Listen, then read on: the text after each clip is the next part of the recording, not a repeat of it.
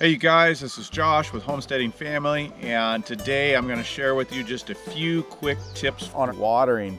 How much is enough and when is the best time to water? What type of watering system? I get questions like that all the time.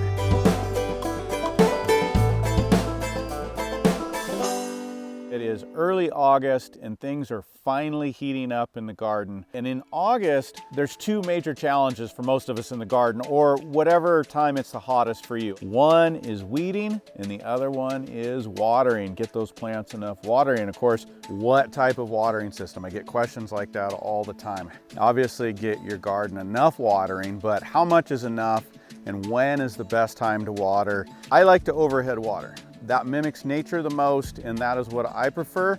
But there are a lot of situations where drip irrigation or flood irrigation may be better for you because you're drier, you're windy. So that's another discussion to have, but make sure you have a good watering system, whatever it is. One of the main things that's really important, especially if you're overhead watering, is not to have too high of an impact.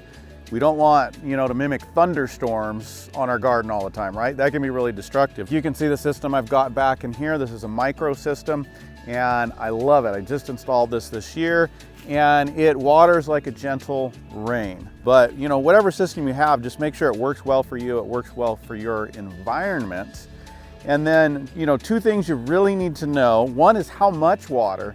And on average, about an inch a week is really good for the home garden. Now, if you look into all your different species and varieties, everything's gonna require a little bit more. Some need less water, like onions, but that's really hard for the home garden to meet everything's demands and needs perfectly. So really, if you just go by about an inch a week, that's a great amount to water for most environments. You might be in a wet environment, you might be getting a lot more moisture, you might have a soil that holds its moisture a lot better, and you may need a little less, but it's probably still gonna be about an inch. If you're in a very sandy soil, very hot and dry with high evaporation and wind, you're probably gonna need to water more. It is best to try to water less frequently and deeper, however you're watering, and encourage those roots to grow down in the plants and get that inch into the ground, and then let everything dry out and let the top dry a little bit.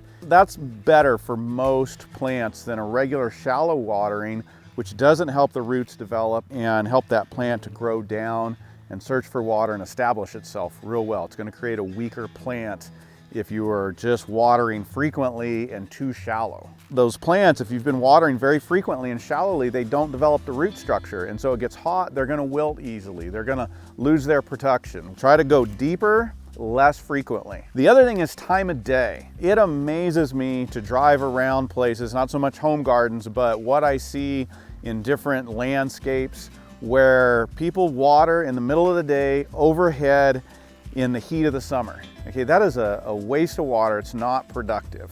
Generally, I like to water either late at night or early in the morning. If you're in a very wet environment, watering at night at the beginning of the night is probably not a good idea because it could create some fungus and mildew issues for you because there's just too much moisture on everything. I love to water early in the morning before the heat of the day gets going. In our environment, it's not so humid.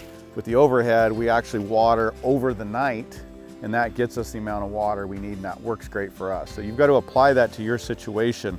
Really try to avoid watering when it's windy and in the heat of the day. That's really the key. One caveat to that watering and when to water is when you're starting seeds. I am planting something regularly throughout the season, and the shallower seeds from our root crops need to stay moist. So that is a time where I'm gonna have to come out and water during the day, sometimes even in the heat, to make sure that those seeds are staying moist and getting sprouted. But as soon as they sprout, as soon as they take root, then we can dial that back. That would really be an exception. Of course, we start watering more and the weeds start growing more. That can be a real challenge. Just a couple of quick tips on weeding, and I want to point something out to you right here. You can see this side of the garden, this raised bed right here, how it's got very little weed pressure in it. That is mostly two things. One, no-till practices, and two, this mulch. We're just using a wood shaving mulch here,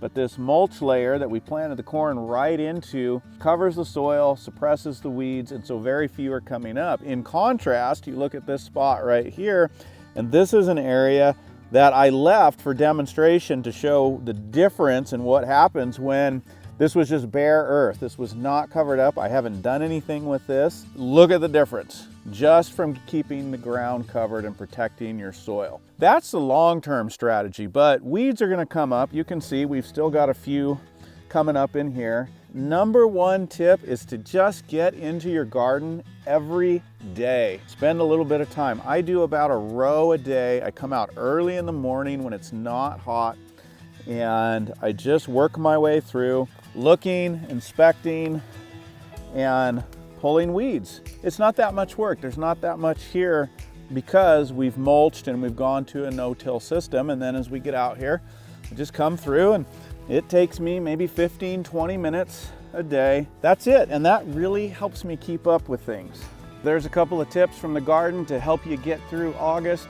Keep those weeds down, keep everything well watered, and hopefully you're enjoying some fruits of your labors with some harvest right now as we get ready to really dive into harvest and preservation season. That's it for today. I'll see you soon.